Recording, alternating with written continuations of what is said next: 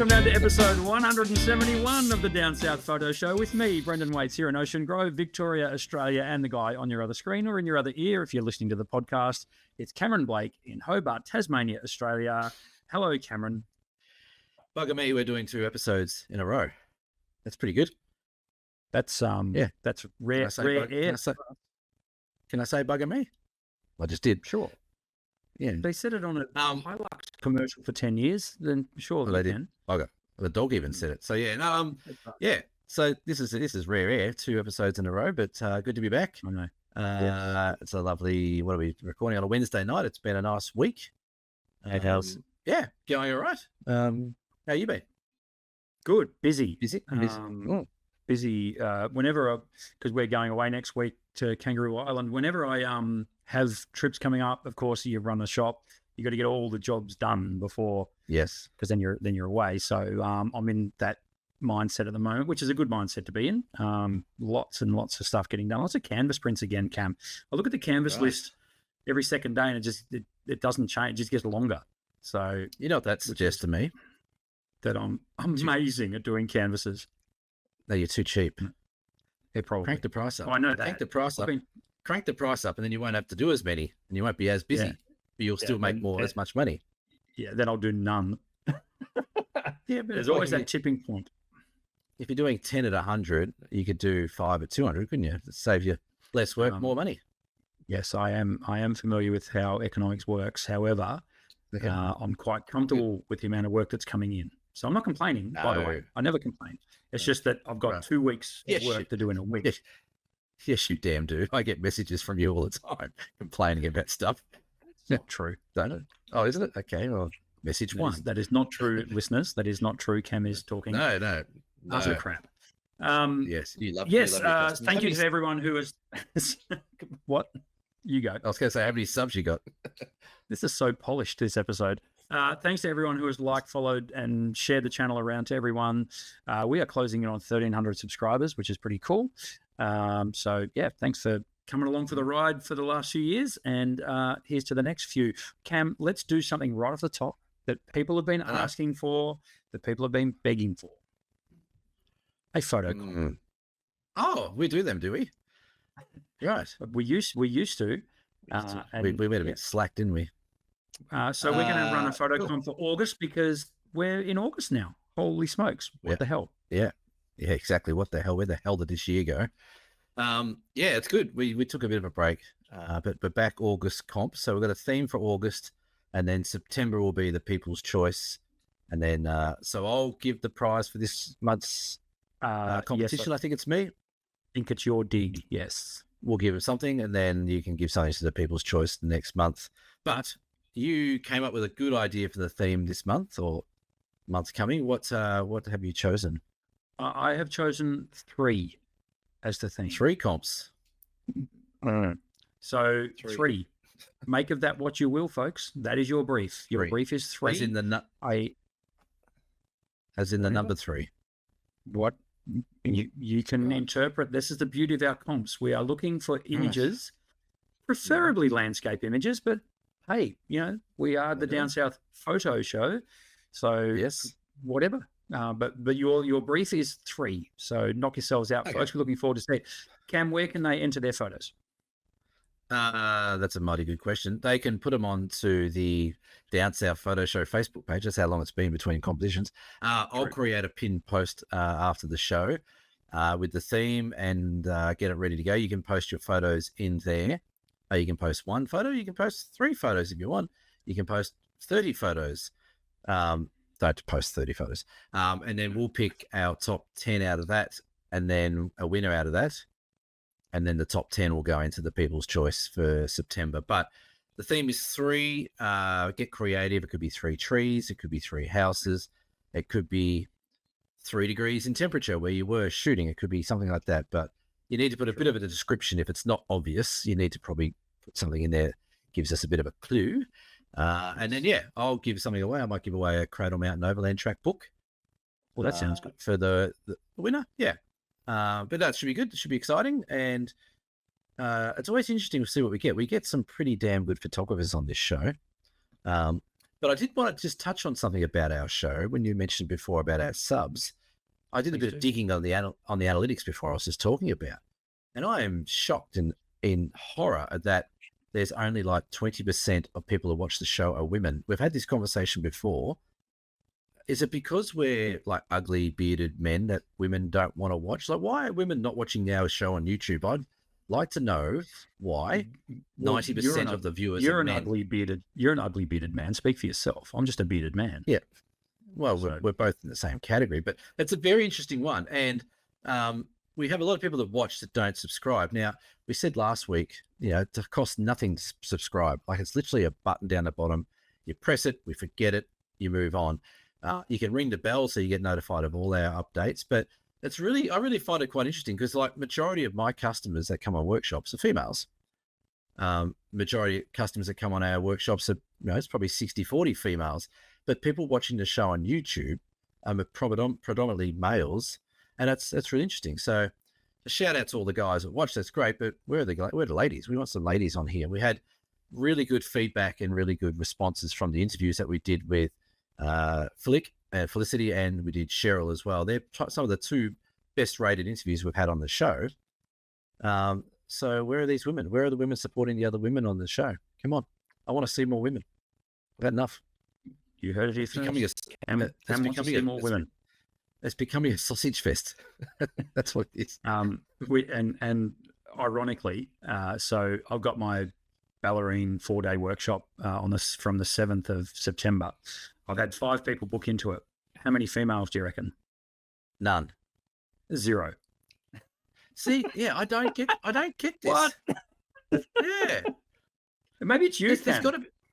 There's got to be a science behind it or something like that, because, like I said, I reckon most workshops I have, it's 80, 90, if not more percent of women. Mind you, I've got 0 at the moment. I think I've got one who's going to. I think you've got one. So maybe, we know there's some women that watch. We've got Jenny and Shazbang and a few others that we know that watch. Yeah. But it's just interesting. Maybe women just don't have the time because they're so busy doing stuff to sit on the couch for an hour and watch us ramble on. Anyway, I was just looking through, before we got on air, I was just looking through the stats and I got a bit bored and I'm like, whoa, it's a sausage fest on this show, but let's change it to not be that. But yeah, anyway, moving on. Have you got a photo to share? We want to move on from that? Fine. Yes, I do. Should we get a photo of the week? Okay. Let's do a photo of the week. What's your photo? Is it taken this week, though? It was taken, as you well know, 2 days ago. So, did you take that up his rectum? Did you take that up his rectum? I'm really happy with this photo. And it's out of focus. Sorry, it's not a landscape photo. It's a wildlife photo. And yeah, so this is yes. How did you get that angle? I know, and that's what I love about it, because it's so people take photos of pelicans all the time. Pelicans are so photogenic. They're beautiful, big birds. They fill the frame. They've got that beautiful yellow around their eyes. These are Australian pelicans, which are the most gorgeous pelicans in the world. Your Northern Hemisphere people who are listening, your pelicans leave a bit to be desired. But anyway, that's okay. They can't all be gems.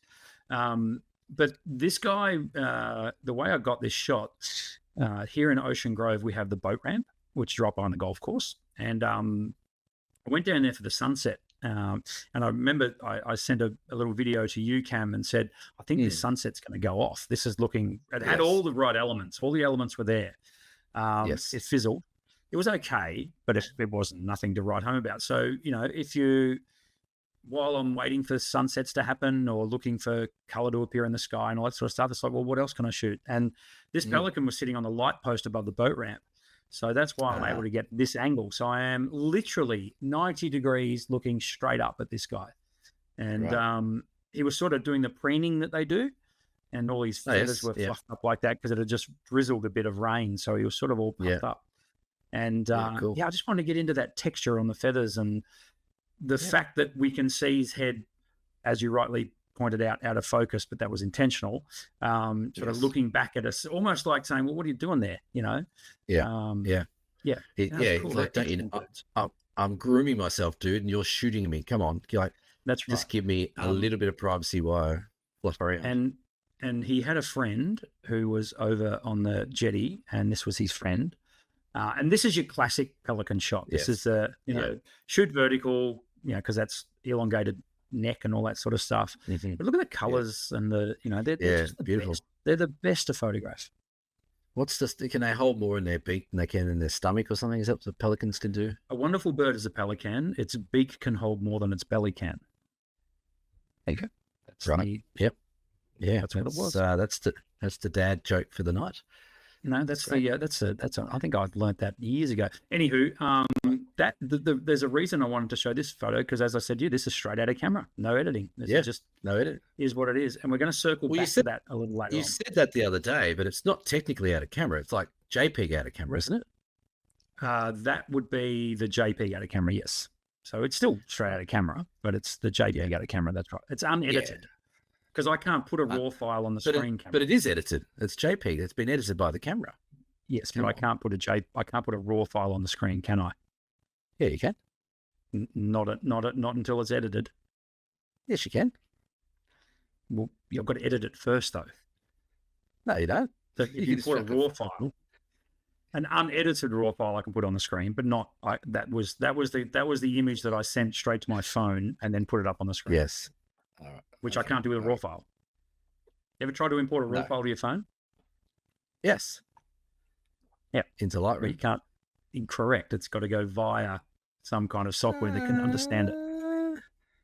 Wow, mate. Well, seriously. Like if I import, if you use the Olympus software, you can get the raw files. They're unedited.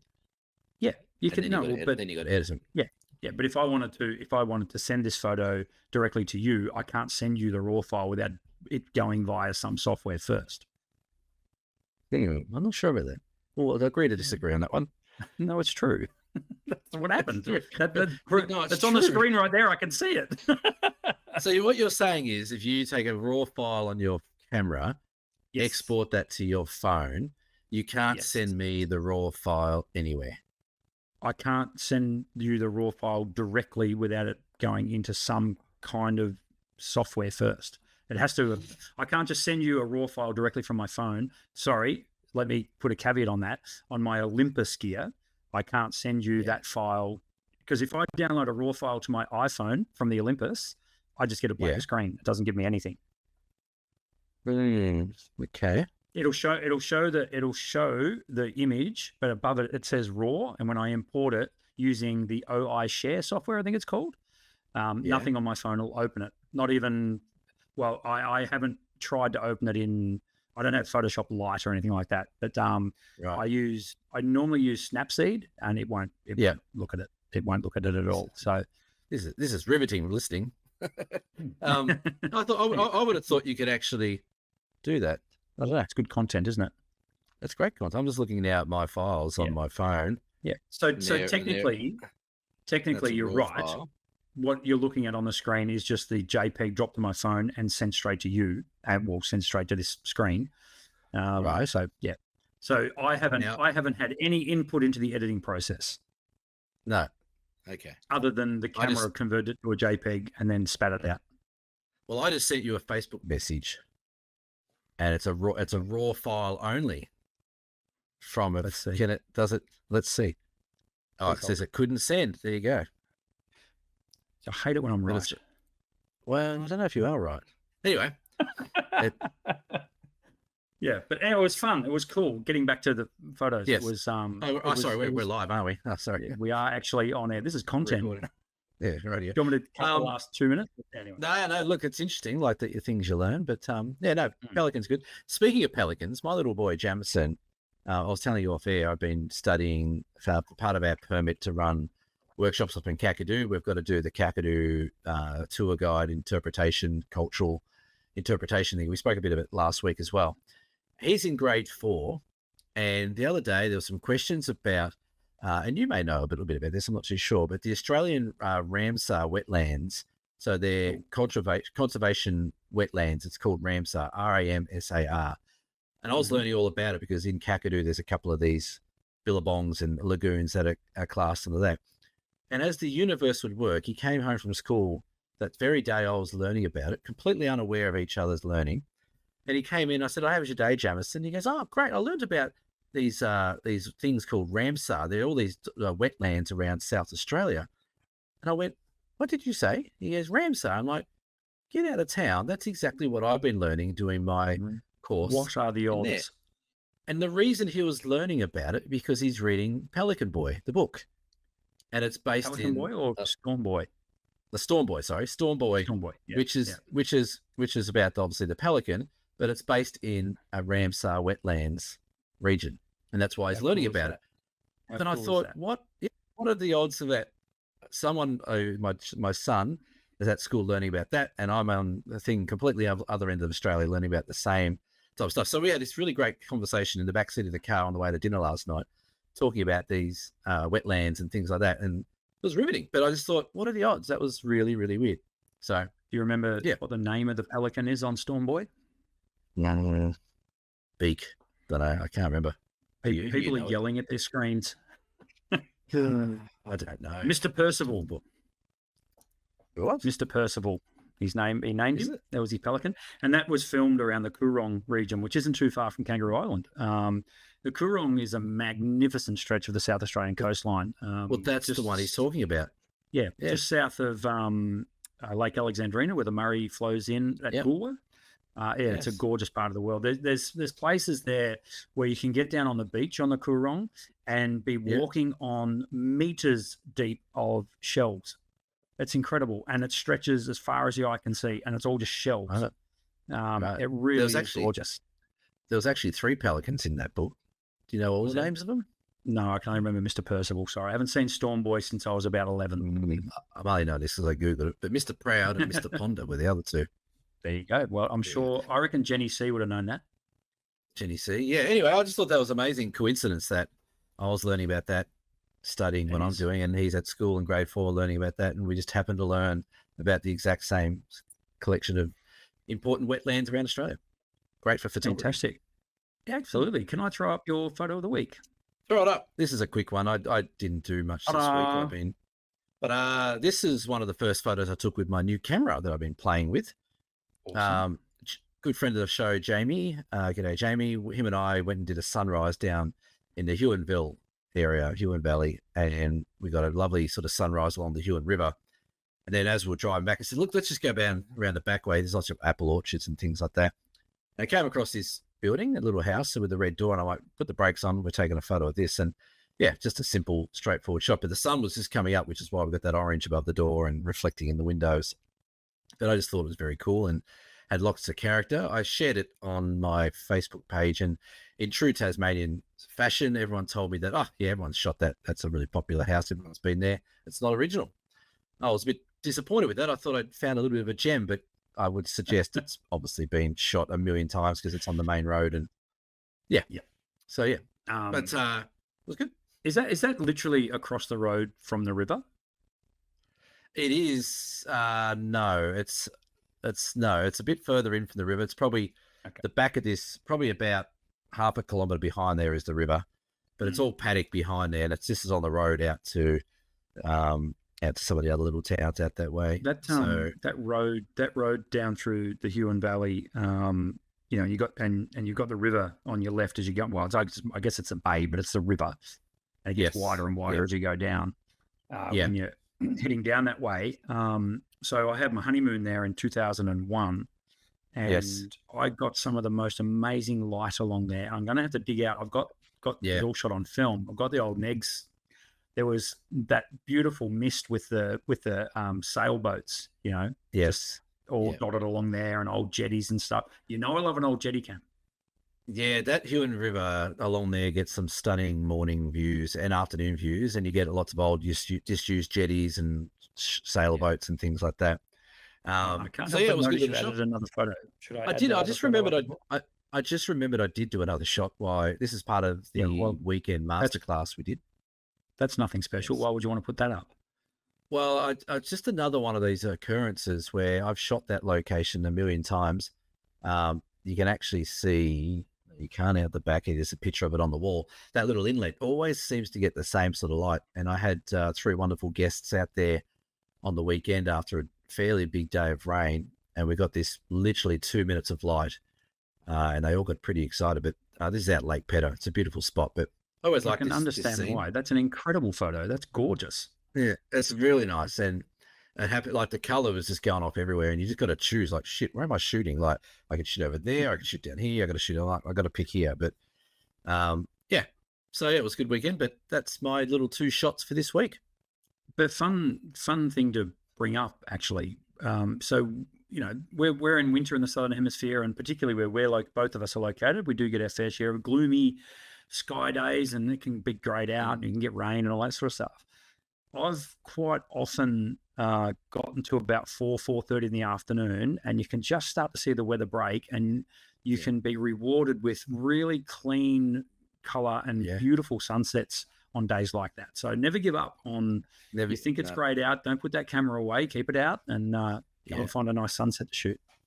And the good lesson we learned on this weekend was we're out from 8 o'clock till 5 o'clock shooting, and we had 3.5 minutes of light that was worthy of really getting excited about. But it just shows you, like, if you got to be in it to win it the whole day, and sometimes you get lucky, sometimes you don't. But yeah, don't walk away if you think it's going to be crap, because sometimes you just need that little slither in the horizon to let some light through, and Bob's your brother's uncle, everything goes off. So absolutely. And so was that shot on your Leica? It was on one of them because I'm a waker. Yeah, no, that was shot because I don't have a long lens yet for the new one. That was shot on a 90mm on the other little one. So well, it worked. It worked. It worked well, and I can crop that a bit heavier if I wanted to, but yeah, just thought I'd leave it as it is. So yeah. So there's a reason, of course, I asked you whether that was shot on your Leica, because purely coincidentally, I've also purchased a new camera this week as well. So you just couldn't help yourself, could you? It was absolute coincidence, and I've been eyeing this thing off since it came out a few months ago. And hand on heart, honestly, I think this is one of the best camera releases of the year.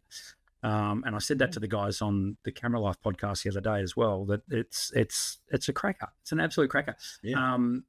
It's the Nikon Z5 Mark II. I've gone back to my roots a little bit and gone back to Nikon. The reason I've gone for that particular camera, and I did look at higher spec models, higher megapixels, all that sort of stuff, to be perfectly honest, was the promise. It is jam-packed, the Z5 Mark II. We are not sponsored in any way, shape or form by any camera manufacturers. We wish, but I've just happened to go back to this guy. Or strap manufacturers. Not at this point, but that's coming, right? Right? Yep. Yeah. Sure. So as awesome. People have pointed out, I do have a D70 box still sitting there, so that I am going back to my roots. So, and I can't wait. I'm getting my hands on it tomorrow, hopefully. So I've purchased it, and by absolute sheer coincidence, I was offered another Nikon, a Z50 Mark II, which is basically the watered down version of the Z5, for want of a better phrase. The Z50 Mark II in its own right is a great camera. A lot of similar features to the Z5, save for the fact that it runs an APS-C size sensor. So so basically the same sensor that's in the D70. Sorry, that's not a D70. Right. That's an Olympus. That's a D70 box. Right. But the you're all over the place. Yeah. So I am. It has the APS-C size sensor in the Z50 Mark II. But the great thing, and I think this is one of the best things that Nikon have done, is you can now put any of the Z mount lenses on either their DX bodies or their crop censored bodies or their full frame bodies, and the camera automatically switches into DX mode. So in the past, not so EFS lenses, for example, you couldn't put on AFS lenses. Sorry, Nikon, we're talking, not Canon. AFS lenses you couldn't put on the full frame cameras. They just weren't built the same. Now it's one Z mount to rule them all, which I think is fantastic. So what it also means is when you put for example, a 100mm lens on a DX crop sensor, it gives that 150mm. So it still gives you that extra bit of reach because it's got the crop sensor. So it's great. So the Z lenses now fit on like the D70s. Is that what you're saying? No. The Z lenses are they're not backwards compatible.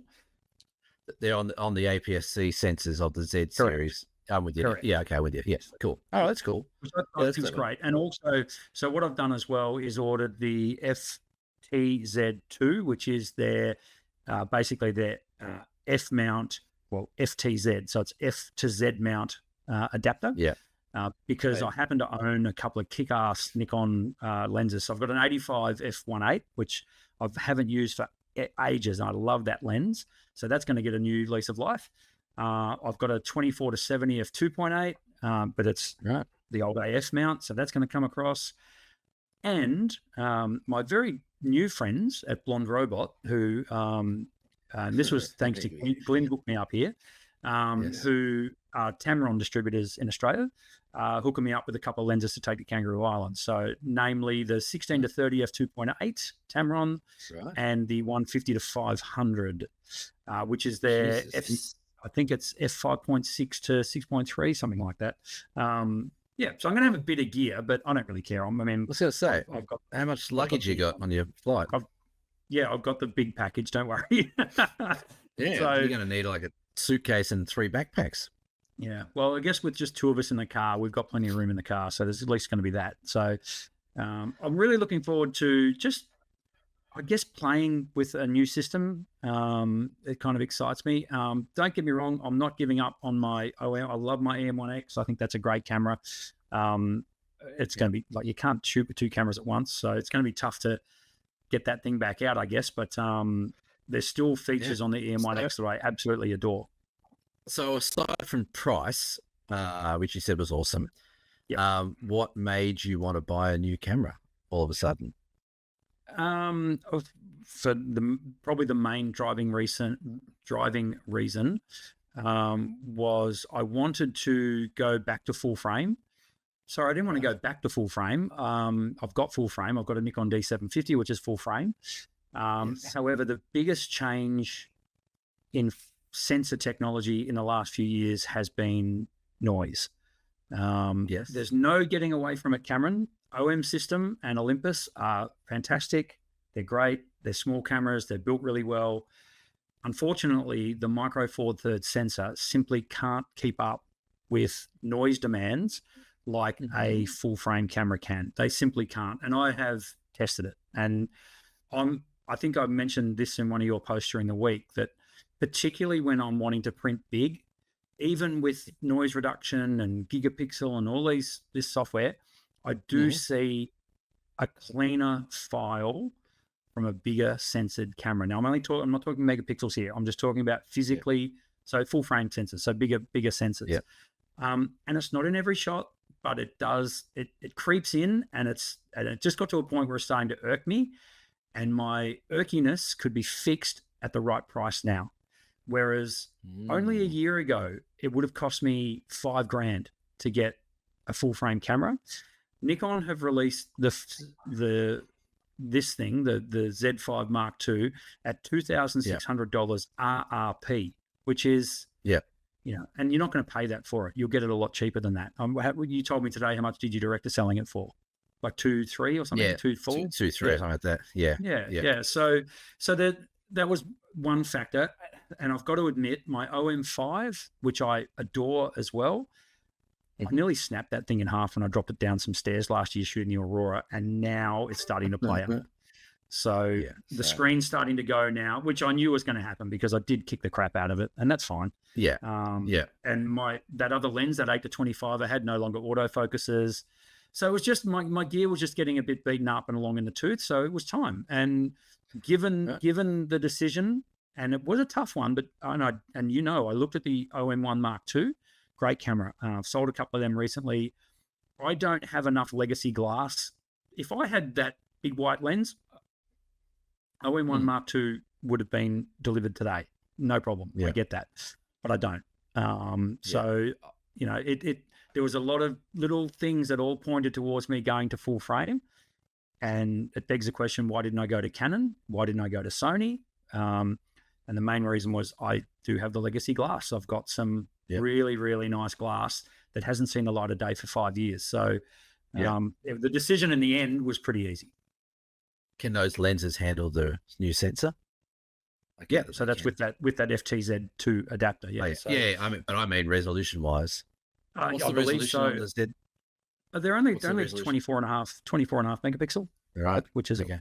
more than enough for what I need. So, Right. um, Well, yeah, it was. I must admit, I'm a bit surprised with the noise comparison Mm, as one of your buying points, because I think in the last, like you said, like in the last year or two, things have come down drastically in price in regards to full frames and things like that.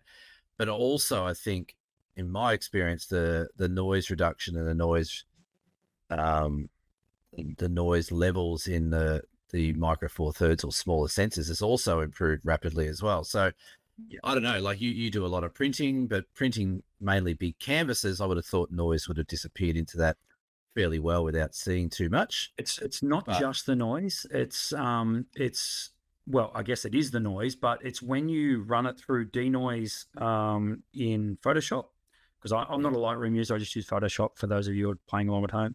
yeah, And I find there's issues with it almost creates chromatic aberration, which I know it shouldn't because that's an optical thing, but it there's things, a bit of fringing going on, yeah, it's like particularly artifacts. in artifacts. Thank you. Yeah, Shadows get yeah, murky, bit muddy. yeah, And mate, I just can't be asked sitting there trying to clone them out and fix it, and and it yeah, just lately I've done some really big canvases for a couple of clients, and one of them I got in particular, I'm like, God damn it, like that's a great shot, like it's unusable in that size, and I know that if I shot it on a full frame sensor, I wouldn't have that issue. So yeah. that and look, and again, I know there's a lot of Olympus users and OM users who follow this channel. I'm not ragging on they're Yeah, I great don't think you're cameras. ragging. Yeah, No, I just think it's just got to the point yeah, where it's now within my grasp to be able to yeah, fix it at a pretty good price point, because yeah, I go back one step. I don't look after my gear cam. I just don't. I'm not one of these no, photographers who treats their gear with kit gloves. I kick it around. I chuck it in yeah, bags. I leave my bag open and sand pours in. good So I don't stuff. want to. I don't want to drop thousands of dollars on a system that I'm going to break in a couple of years. Yeah, When I, as I say, now $2,500. I mean, that's fantastic. That's a yeah, steal. That's like giving it away. So, yeah, yeah, yeah. yeah, that's where Well, I'm yeah, at. like I said, yeah, like I look at it from my point of view. I'm sort of working backwards because I've had obviously the Olympus system for a while, but I've also had like the GFX system. I've had the Leicas and things like that. And to be honest, the new OM1 Mark II up until A2, maybe A1 size, files look almost identical between all of them. But I don't have the ability to print obviously bigger here. But yeah, like you said, you got the legacy glass with you and stuff like that. It makes sense, and it's good. It's good to get some new technology in your hands, like that EM1X is. That's probably 10 years old now, isn't it? The EM1X is pretty old. Oh, it'd be, you know what? It'd be pushing it. And Yeah, yeah, but and I said this to you the other day, and I'm just because I've got it here. The main thing I like about this camera is that it fits my hand, yeah, right? And yeah, that design, which is not a new design. I mean, that Canon did this with the back in the day. They had the grip built in, so you could shoot yes, vertical. yeah, So I'm already on the lookout for a grip for the Z5 II. yeah. I'm getting conflicting reports. If someone can leave a comment below which grip fits the Z5 II, if you've got one for your Z5 II, can you tell me, please? Because if you go onto Nikon's website, they actually don't list a grip that's compatible. And yet, if you go to Nikon Rumors and Petapixel and all these guys, they say the grip for the Z7 II fits the Z5 II. But Nikon don't say that on the Nikon Australia website. So, Oh, why would they? Why well, would they it's make a it bit easy weird, for isn't it? Well, I don't Well, I know look. whether it's because it's not 100% compatible, and it might have something to do with the weather sealing, because the Z5 Right. II at $2,500 is weather sealed. Are you kidding me? Yeah. Well, I look forward to seeing this on Kangaroo Island if you get it in Yeah. time to bring, and I And look what's forward to more, you can have a watching play you. with it as well. Well, I'd love to have a play with it. I'm actually, like I Yeah. said, I've said it before, I would be considered buying a Nikon just to figure out their bloody menu systems, because I think their systems are absolute shite when it comes to menu systems. And I'm not afraid to say that because I use all different cameras and see them all in workshops. And Nikon, I look at things and they say, oh, I just want to change something from something. Okay, that'll be on the first couple. No, it's nowhere to be found. and it's not called Yeah. what every other camera brand calls it. It's called something else, and it does my head in. So yes, I'll be interested to have a look.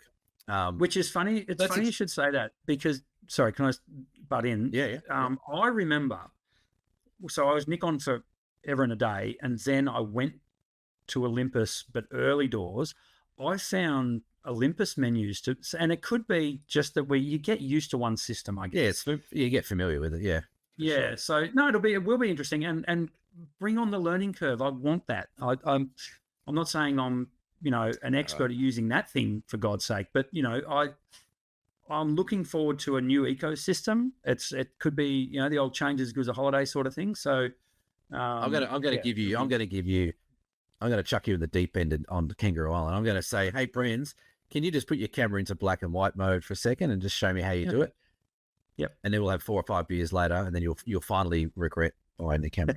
No, because there's all these things on there that I get asked, and I'm like, oh God, don't ask me. But this will be good. This will be good because the next tour we have, there's going to be someone there with a Z, and we're going to know. I'm going to say, Brendan knows how to use Brendan. it. That's right. Yeah.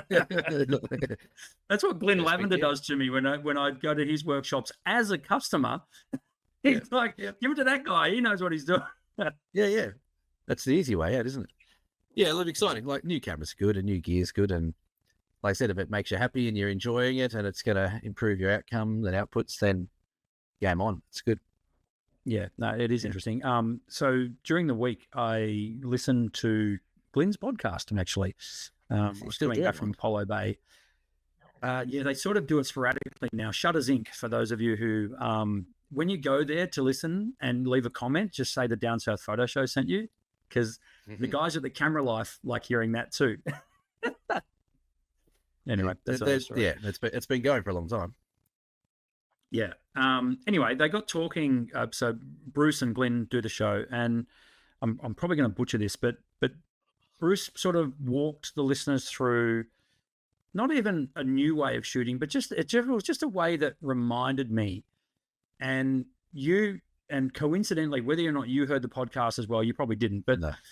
The same day you posted a question about what mode do you choose to shoot in? And and what I gleaned from that was, if you're shooting in manual, why are you shooting in manual? Right? Was that, and you were just curious. Yeah, of course. I was just curious. I had no agenda. You weren't. No. No.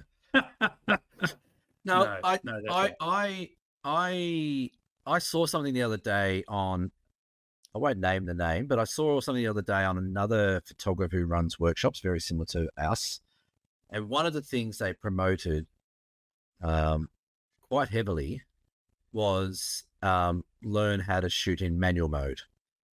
And that is something that I don't promote at all, because I don't shoot in manual mode, and I don't think shooting in manual mode is as important as maybe the industry or the, I guess, the fanfare around it suggests it is.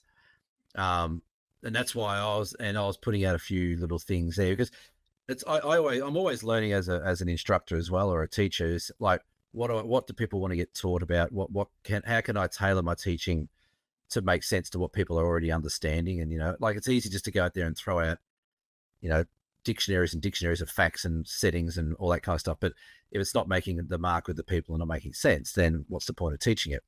So shooting manual mode, it is a coincidence that came up, because I didn't listen to their thing, but I was just curious. With my question was, shooting in manual mode, why do we shoot in manual mode, and what's the benefits of shooting in manual mode? And to be blunt and honest, a lot of the replies I got were quite shocking in regards to what people maybe don't know, and maybe what they're following based on what other people have told them, or just a misconception of what they're meant to be doing in manual mode, etc., etc. And it wasn't to highlight that people don't know what they're doing or anything like that. It was more so for me to think, do I need to up my ante a bit in teaching manual mode, or do we need to teach people more the basics of aperture, the triangle apertures, ISOs, and shutter speeds and stuff like that? So that's all I was searching for. Yeah, I found it. coincidental that you were talking about that, but also really interesting because it sort of walked me backwards through photography. Now I'm with you. As a primarily landscape photographer, and I can't emphasize that enough, that Cam and I are primarily landscape photographers. That's what we shoot. Aperture plays a big part in landscape photography in terms of shooting a lot of the time at higher aperture numbers, smaller openings, higher aperture numbers, to achieve depth of field in a scene. So using aperture priority, where we can literally just control that aperture and let the shutter speed fall where it will, is important. So I totally get that. What I did the other night, though, when I was shooting those Pelicans, was I used Bruce's theory. And that theory, which we've talked about before on this show, and it dawned on me at Antelope Canyon when we were there last year, and I talked about this recently. Because we weren't allowed to use tripods in Antelope Canyon, and because we're in a slot canyon and it was very, very dark in there, and also because the slot canyon means there's not a lot of depth to play with. Like you would literally walk into a cavern, I want to call it, in the slot canyon, and then you've got a wall of stone at most 8 meters away.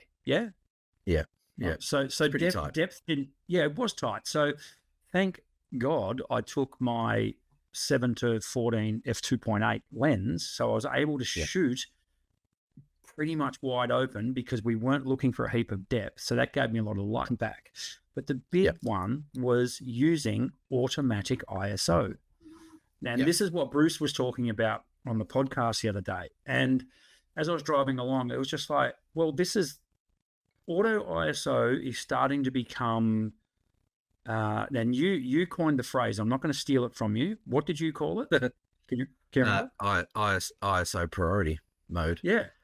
Which is kind of what it is. So basically the premise is this: you shoot in manual, but you select auto ISO. Now, some cameras can allow you to cap, well, in fact, I think all cameras can allow you to cap the highest ISO. So if you're not comfortable on your camera shooting at, 124,000 ISO or whatever, because it just produces a very noisy image, you can cap the high ISO setting.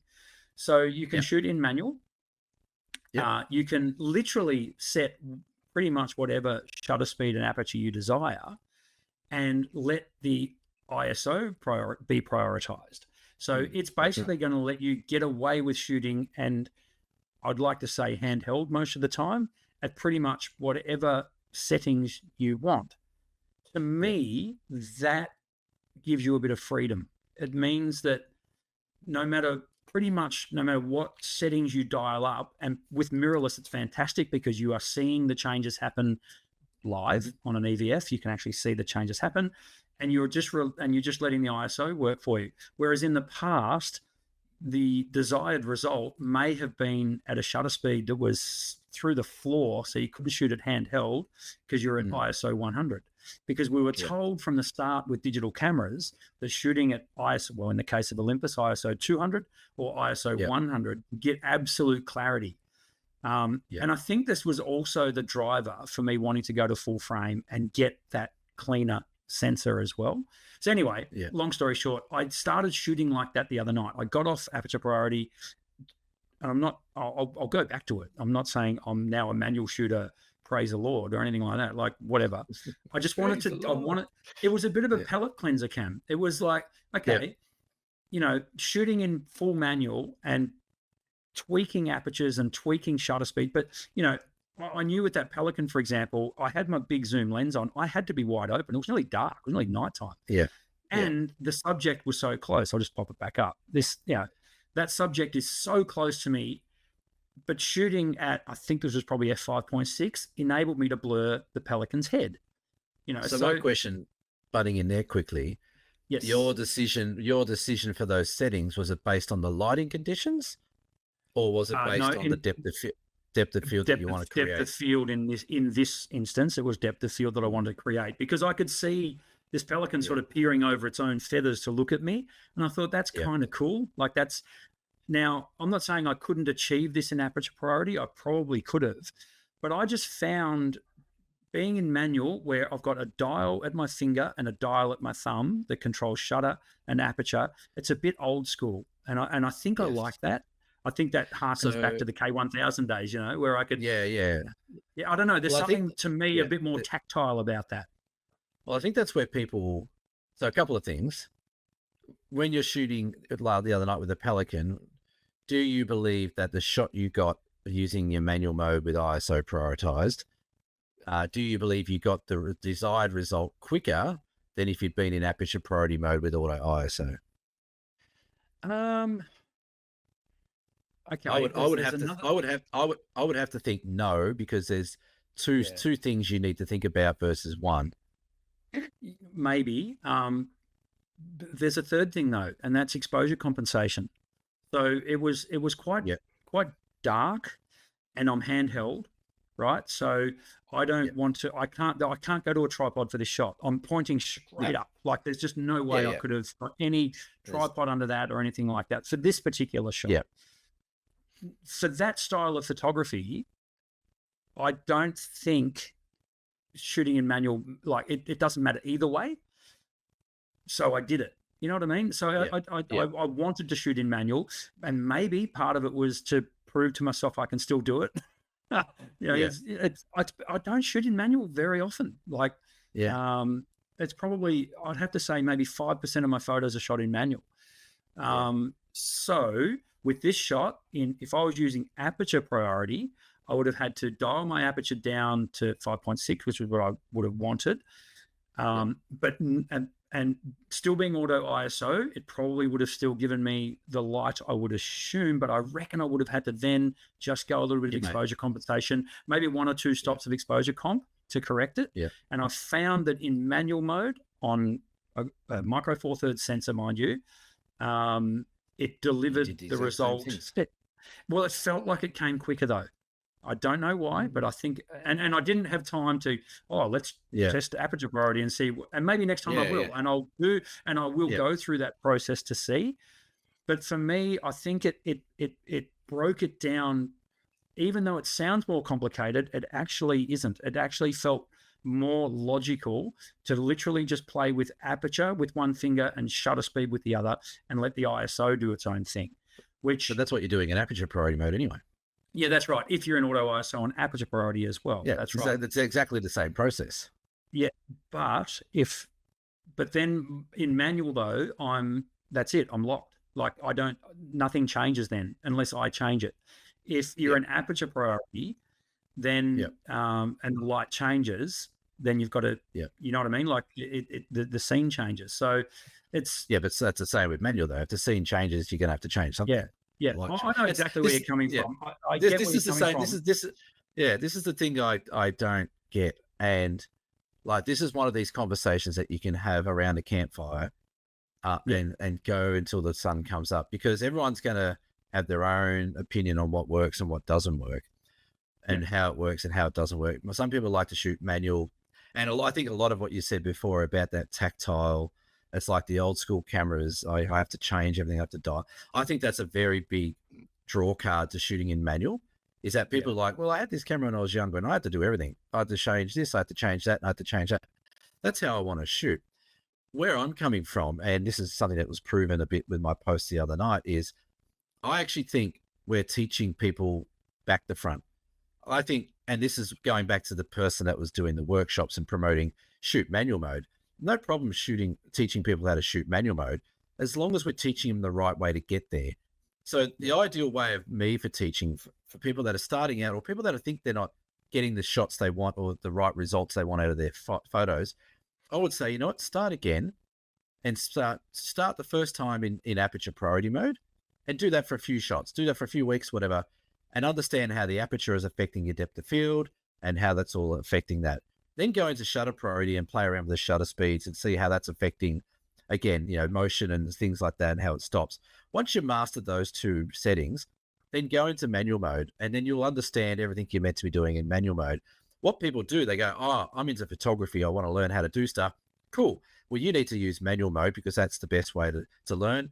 some of the responses were, oh, you get more creativity at it, you get more control over the light. Like there was all these things that people said where I'm like, light's light. It doesn't matter if it's in manual mode or aperture priority mode. The light's the same. It's what you do to the settings and understanding what you're trying to do. But people get into this manual mode, they go on the deep end straight away and they spend years trying to figure it out. And we did it at the masterclass the other day here. Like people putting up shots. I'm like, oh, cool. So why are you on f4.1 when we're doing a scene like it's got massive depth? Oh, well, it would have been because I wanted that exposure right. Okay, so you've got thousands of the shutter speed at f4 at ISO, whatever. You've lost all your depth. So you haven't understood the process of what you're trying to create artistically with the depth of field. Or, I'm at a waterfall and you dial down to 1 second in manual mode, and you've got, something like F22 or something stupid F number to try and get that number down. Why are you shooting? Oh, because I wanted the waterfall to be 1 second, but I had to shut the aperture down to F32 and have the ISO on the fake ISO 50.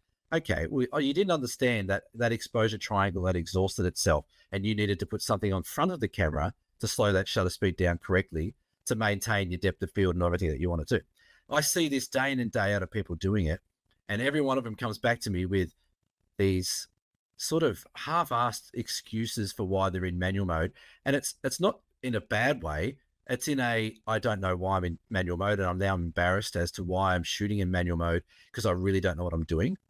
And so many people go down this rabbit hole, and they get really into the rabbit hole, and then it becomes a defense mechanism that, I shoot in manual because they hear all these things on YouTube, and they read a few, articles, when fundamentally they don't understand what the features or the functions are doing in manual mode. And I think that's what people need to get a bit more of a grip of is, okay, manual mode's fine, use it, no problem, but use it correctly and know what you're doing and know what adjustments you're doing and why. So, like you said before, I was shooting in full manual mode with auto ISO. Well, that's not full manual mode. That's ISO priority mode. ISO priority. Yeah, that's right. So like there's all the different things. And like I said, all the responses I got, Jamie, bless his cotton socks. Jamie's a great photographer, but there was something he said on his comments about, I went into manual mode because I wanted to actually control the highlights a bit more. Why? The highlights are the highlights. It doesn't matter what mode you're in. You can still adjust whatever light you want to whatever you need to be. And that's where I get really worried about people's photography, because people are spending lots of money on gear, lots of money on workshops, and they're really missing the fundamental basics of exposure and controlling exposure. So that was my sort of take on where I was trying to get, tease out some information. But everyone has a different response too. It's really quite interesting as to why everyone shoots in manual. Yeah, it's an interesting one. Yeah, I guess part of me doing that exercise was almost to see what all the fuss was about.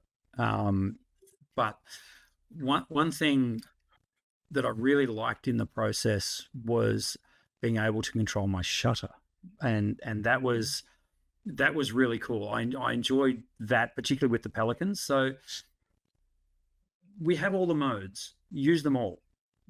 Great, right? Yeah, that's right. They're there to be used, so use them all. When was the last time you shot shutter priority, Cam? Probably when I was doing some bird stuff.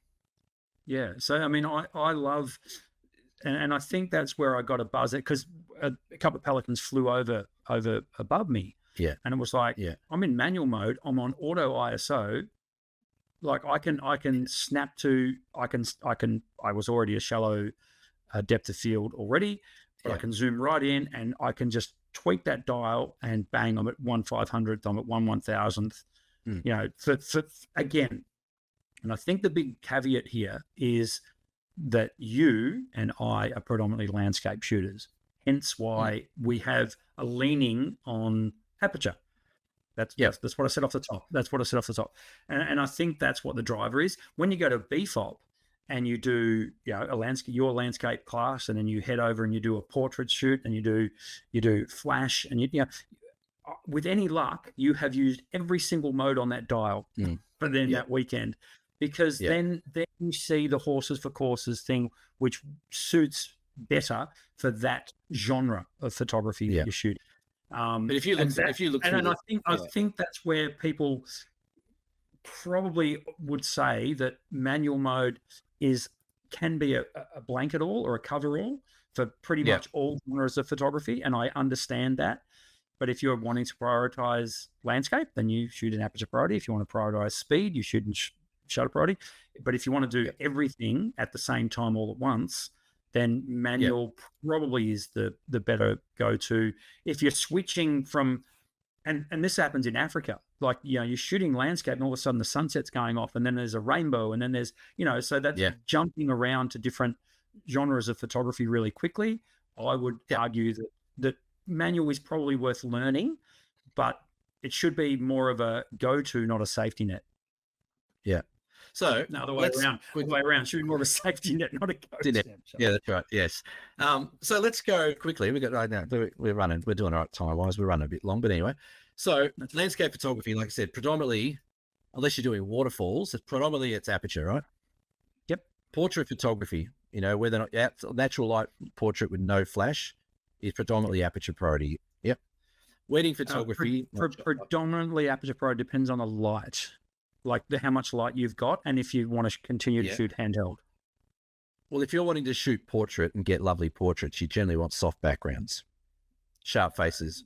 You don't want full sharpness in your background. You want to separate your topic. Absolutely. Generally, you'll be either working at shallow depth of field, aperture-wise, or lens compression with big zooms. Yeah, which is still shallow depth of field. Slightly different, but yes, I get your point. Weddings, I shot heaps of weddings. I don't think I shot most of them over f4 unless I was doing group shots, aperture priority. Yeah. Sports photography would be shutter priority. Definitely. Macro photography is predominantly aperture, shallow depth of field unless you're stacking. But if we talk about just traditional macro, generally it's relatively shallow depth of field. This is where I have to check out because I do not know squat about macro photography. Okay. I need Cheryl in my life.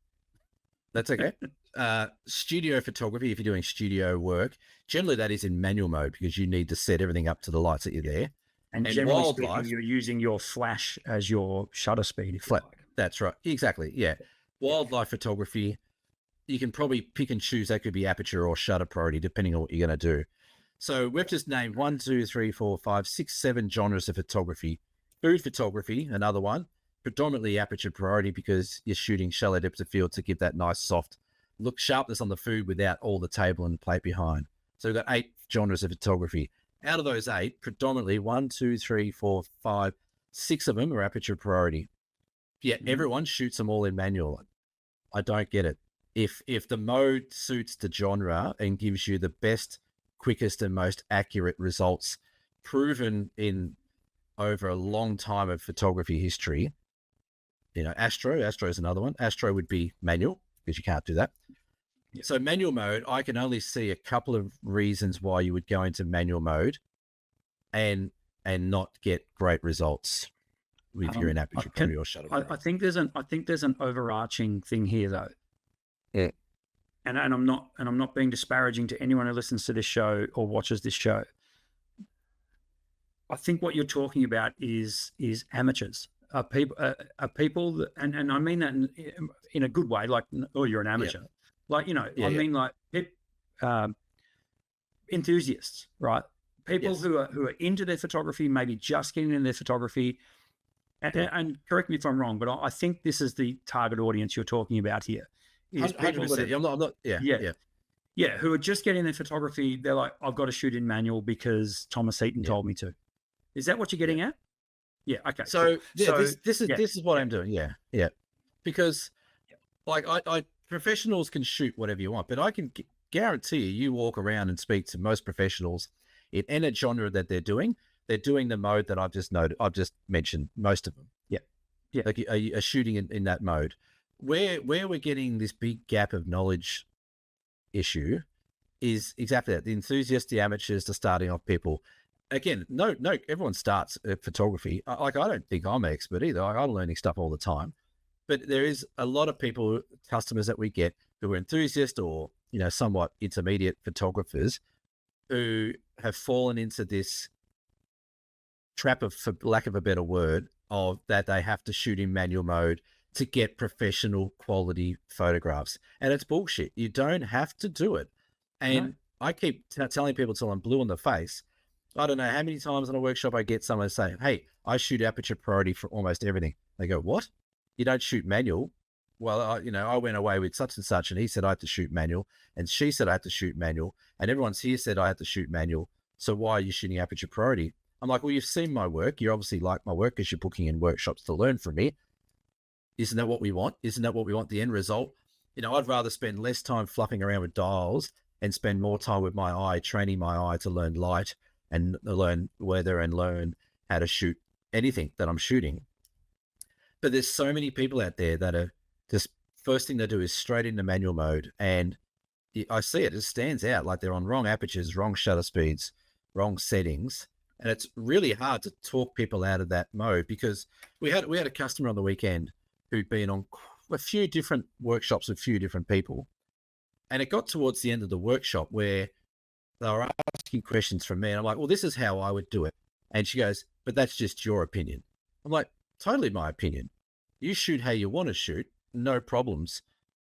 And then she was sort of getting a bit confused because she was asking questions about stuff, but then doubting the response because she had all these other people telling her different things. And I think we owe it to people that are booking workshops and bringing on trips to get them the best results as quick as they can with the time they've got with us. Yeah. Yeah. And this is the point. Yeah. This is the whole point. This is exactly what you're talking about is, so these people are coming to fantastic locations and you had people down in Tassie that were at Lake Pedder there seeing a stunning sunset, get 3 minutes. the shot, the shot. And I'm sorry, but getting the shot doesn't generally happen with enthusiasts in manual mode. Yep. And then they get back to the second day we do of our masterclass. And as I said, again, I said, we're not here to polish turds. We're here to edit files that are good files that are shot in the field that we bring back here. And the penny dropped because they were putting up shots on the screen. They're like, that's a turd. I can tell I've already done that wrong, but the next one's great. I'm going to edit that. So it's really interesting how we've got to this, and it's been going on for years. But what sparked my interest was other photographers saying, oh, we will teach you manual mode. For any other photographers out there running workshops and education, I'm not going to tell you how to suck eggs or how to run your business. But for the love of Christ, stop saying you're going to teach people how to shoot manual. Tell people that you're going to teach them the triangle of exposure. You're going to teach them what aperture does and why, shutter speed and why, ISO and why. If they choose to go into manual mode, fine. But don't force it down their throat that if you come on a workshop with me, you've got to shoot manual, because it confuses people. And then I have to fix your shit later on and get people shooting correctly.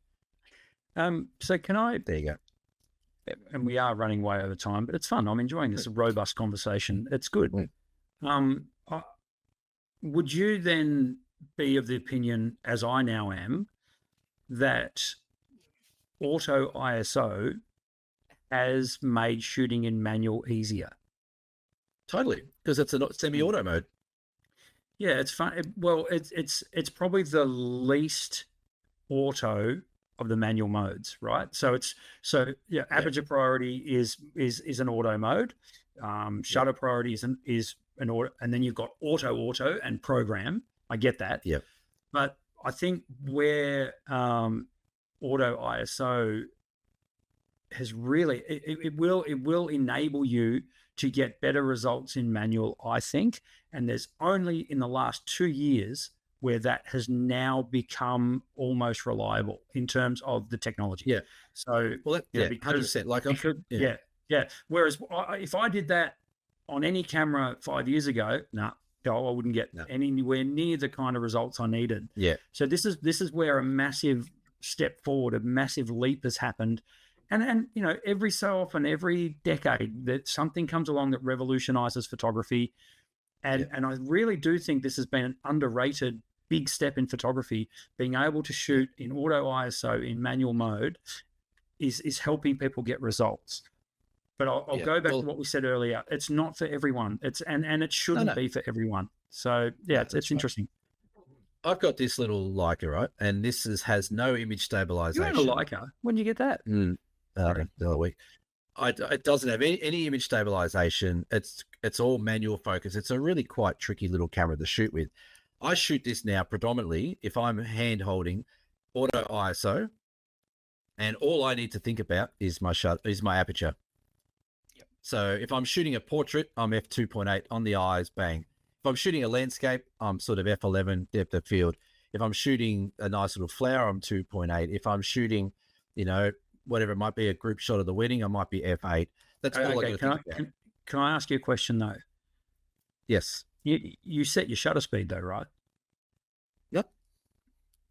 So why do I care about shutter speed? Sorry, I beg your pardon. So you weren't talking about shooting in manual then, you were talking about shooting in aperture priority. Aperture priority and just sorry. I thought you meant shooting in manual. No, different. Sorry, that's fine. Yeah. So, but the thing is, if you're in manual mode and in auto ISO, you still got two things to think about: shutter speed and aperture.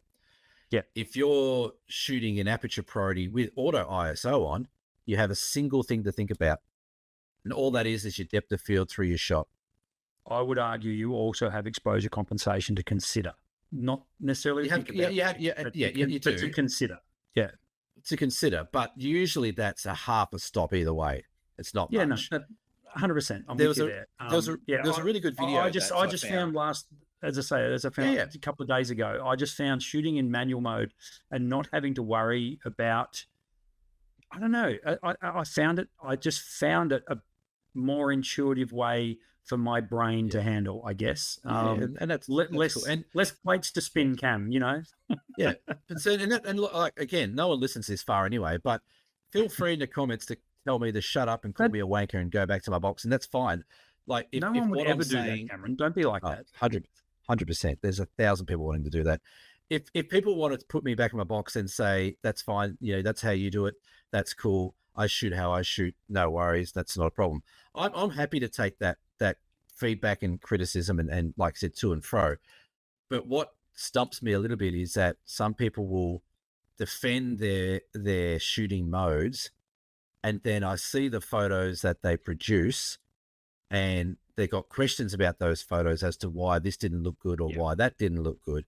And it's like, well, there's a fundamental knowledge issue or a gap there that's you're missing as to why your images aren't coming out to the level that you want them to.